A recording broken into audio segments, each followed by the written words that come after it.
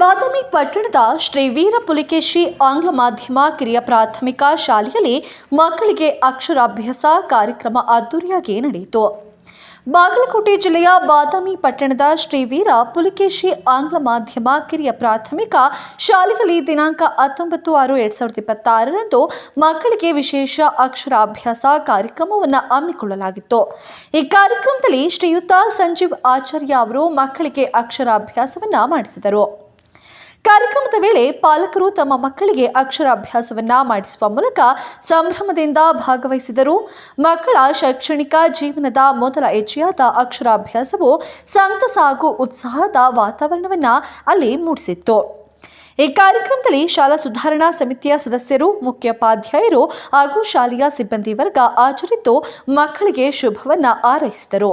ಒಟ್ಟಿನಲ್ಲಿ ಮಕ್ಕಳ ಶಿಕ್ಷಣದ ಆರಂಭವನ್ನು ಅರ್ಥಪೂರ್ಣವಾಗಿ ಆಚರಿಸುವ ಮೂಲಕ ಶಾಲೆಯು ಉತ್ತಮ ಮಾದರಿಯನ್ನ ಮೂಡಿಸಿದೆ.